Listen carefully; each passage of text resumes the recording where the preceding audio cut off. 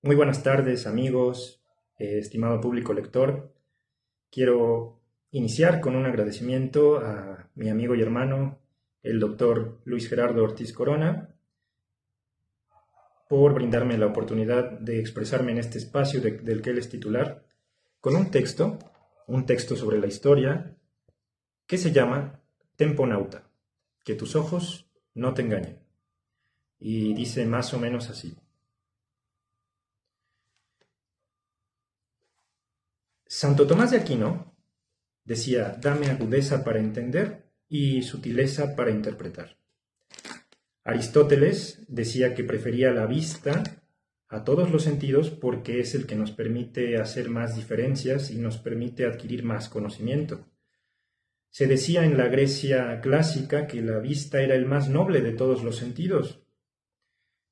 Y Juhani Palasma lo menciona en su libro Los ojos de la piel, que la vista es el sentido dominante de la cultura occidental.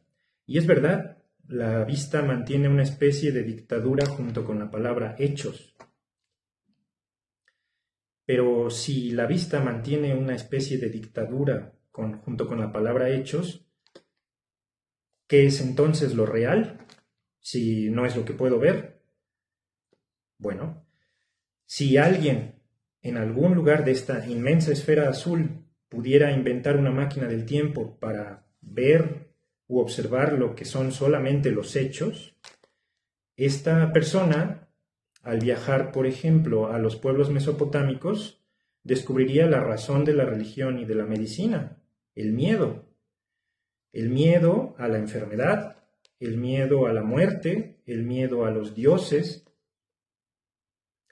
Aquel hombre desnudo, desesperado, huyendo de la incertidumbre, de las tormentas, las inundaciones, las plagas, al no entender, por ejemplo, algo como la fiebre y las convulsiones que produce, inventó a los demonios y a las posesiones.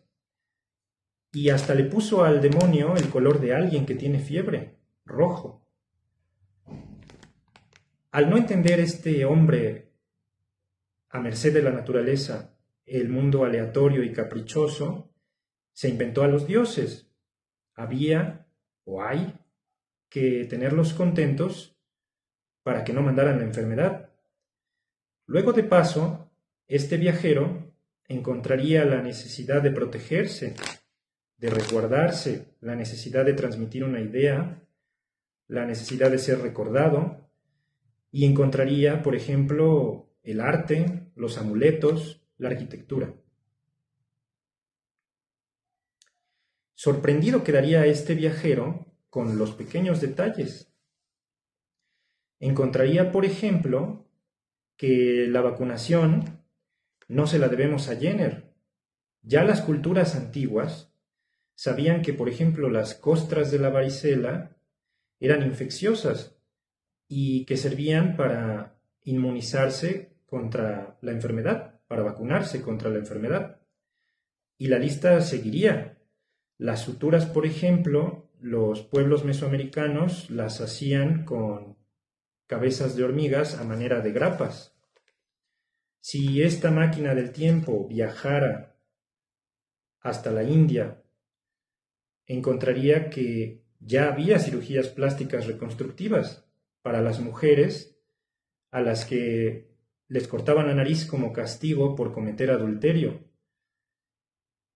Observaría este viajero con asombro cómo el hombre crea para destruir, y de lo que creamos, lo que no se lo traga el tiempo, se lo traga el fuego, como en Alejandría. Y diría este viajero, un momento, ¿ya hemos pasado por todo esto? Ya. Analizar la historia de un individuo, de un pueblo o de la humanidad no es tarea sencilla, no es tarea fácil. En todos los casos, el tiempo actúa como si fuera un ácido que corroe no solo las evidencias de los acontecimientos, sino las memorias, los recuerdos. El tiempo nos hace distorsionar las palabras, las formas, los olores, las dimensiones, los hechos. Entonces me gustaría recordar que historia viene de histo, un vocablo griego que significa tanto que sepa como que vea. Entonces, alguien que nos cuenta una historia no solo dice yo he visto, sino yo digo. Dicho lo anterior, hay que entender entonces que todas las versiones que leamos de una historia, la de los vencedores o la de los vencidos, la de una idea presente o una idea pasada, tienen ya de entrada dos sesgos: el sesgo de quien escribe y el sesgo de quien interpreta.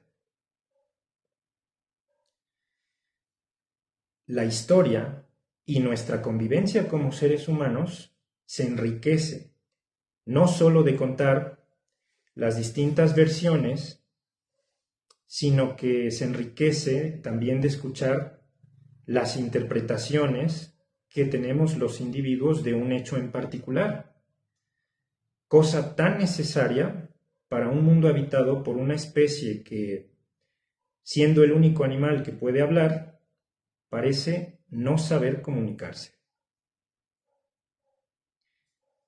Como diría mi estimado amigo y hermano, el doctor Gerardo, voy y vengo. Muchas gracias.